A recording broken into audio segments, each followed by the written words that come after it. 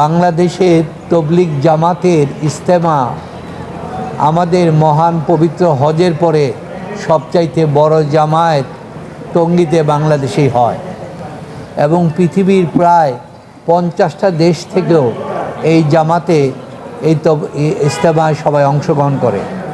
কিন্তু দুঃখের বিষয় হচ্ছে গত কয়েক বছর যাবৎ এই জামাত দুইটি ভাগে ভাগ হয়ে যায়।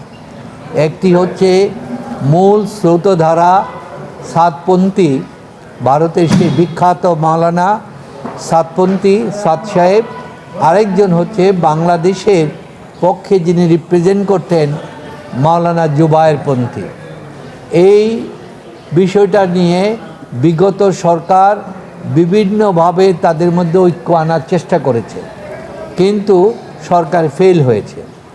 এইবারও সরকারও ঐক্য আনার চেষ্টা করেছে, কিন্তু তাদের মধ্যে কোনো ঐক্য আনা যায় নাই। এই জন্য গত 18 তারিখ ওই ডিসেম্বরের 18 তারিখ ময়দান পরিদর্শনের জন্য দুই পক্ষের লোকজনে গিয়েছিলেন। সেখানে একটা তর্ক বিতর্ককে কেন্দ্র করে তাদের মধ্যে একটা উত্তেজনা সৃষ্টি হয়। সেখানে সাতপন্থী দাবি করছে তাদের একজনকে হত্যা করা হয়েছে, বাকি আরও কয়েকজন মারা গিয়েছে এবং তৃতীয় পক্ষ সেখানে ঢুকে পড়েছে বলে সবারই আশঙ্কা। এই কারণে সাতপন্থীরা মামলা করতে গেলেন, কিন্তু কোর্ট বিভিন্ন কারণে প্রভাবিত হয়ে থানা মামলাটা 20 তারিখে নেয় নাই। পরবর্তীতে গাজীপুরে কোর্টে গেলেন 22 তারিখে, কিন্তু কোর্টে তারা ঢুকতে পারে নাই, চারিদিক থেকে তাদেরকে বাধা দেওয়া হলো। তারপরে 23 তারিখে মামলা করলেন। মামলা করার পর কোর্ট সেখানে রায় পরে দিলেন, দেওয়ার পরে মামলাটা সেখানে লেখে নাই। ইন দ্য মিন টাইম মাওলানা জুবায়েরপন্থী তারা মামলা দায়ের করেছেন। সুতরাং বলছে দুইটি মামলা একসাথে হয় নাই বলে না হয়। এই কারণে তাদের মধ্যে একটা উত্তেজনা বিরাজমান আছে। এই উত্তেজনা বিরাজমান অবস্থায় সরকার প্রথমে আগামী এই মাসের 31, 1, 2, 3 জুবায়েরপন্থীদের জন্য স্থান নির্ধারণ করেছেন ইজতেমাত, এবং 7, 8, 9 করেছেন সাতপন্থীদের জন্য।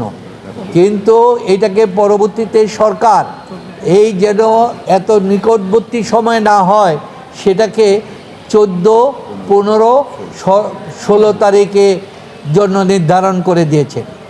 এই অবস্থায় ইন দ্য মিন টাইম জুবায়েরপন্থীদের পক্ষ থেকে এবং জুবায়েরপন্থীদের পক্ষ থেকে এই এবং সরকারের পক্ষ থেকেও একটা তাদের এই জামিনটার বিরুদ্ধে মহামান্য হাইকোর্টে জামিন দিয়েছে।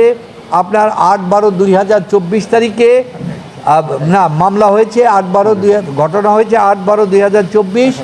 বেল দিয়েছে 23 জনকে 8/1/2025 তারিখে। আর এইটাকে বাতিল করার জন্য 20/1-এ চেম্বার জজে মামলা দায়ের করে, কিন্তু চেম্বার জজ কোনো অর্ডার দেয় নাই, বেলটা কন্টিনিউ রয়েছেন। আজকে মহামান্য আপিল বিভাগে এই বিষয়টি উত্থাপন হয়েছে। তখন আপিল বিভাগের কাছে আমাদের পক্ষ থেকে আমি একটা প্রার্থনা দিলাম যে মাননীয় আদালত, যেহেতু আগামী সামনে ইজতেমার 2টা দিন ধার্য আছে, এই মুহূর্তে কোনো যদি আদেশ প্রদান করা হয়, আমরা জানি না কোর্ট কি আদেশ প্রদান করবেন, তাহলে এই ইজতেমাকে কেন্দ্র করে একটা বড় ধরনের বিশৃঙ্খলা গোলযোগের সৃষ্টি হওয়ার সম্ভাবনা থাকতে পারে। তাই কোর্টকে অনুরোধ করেছি অন্ততপক্ষে বাংলাদেশের মানুষের, ধর্মপ্রাণ মানুষের ইজতেমাটা যেন এই 31 তারিখ থেকে 16 তারিখের মধ্যে শেষ হয়ে যায়। পরবর্তীতে আপনারা এটা শুনানির নির্দেশ নির্ধারণ করেন। মহামান্য আদালত, আমাদের সুপ্রিম কোর্ট আমাদের আবেদনটা গ্রহণ করে আগামী 23 ফেব্রুয়ারিতে পরবর্তী শুনানির দিন ধার্য করেছেন। এটাই হচ্ছে আমাদের। তবে আজকে আপনাদের মাধ্যমে আমরা দুই পক্ষের কাছে আবেদন করতে চাই, তবলিগ জামাতের প্রতি এদেশের মানুষের অনেক আস্থা, অনেক ভালোবাসা। কনকনে শীতের মধ্যে তারা দুই পক্ষের এই মোনাজাতে যায়, আল্লাহর পাশে ইবাদত করতে চায়। আপনারা এই বিভেদটা যত সম্ভব জনগণের কাছে, তবলিগ যেভাবে আপনার সমাদিত হয়েছে, এই সমাদিতটাকে রক্ষা করার জন্য আপনারা এই বিভেদটাকে যত সম্ভব তাড়াতাড়ি এনে এই সামান্য দুই পন্থী করে কোনো লাভ নাই। আল্লাহর কাছে দবা এবাদত কোনো পন্থী হতে হয় না, খাস মনে খাস দিলে দোয়া করতে হয়। আপনারা যেন এক হন, এটাই আমাদের জনগণের প্রত্যাশা এবং সরকারেরও প্রত্যাশা।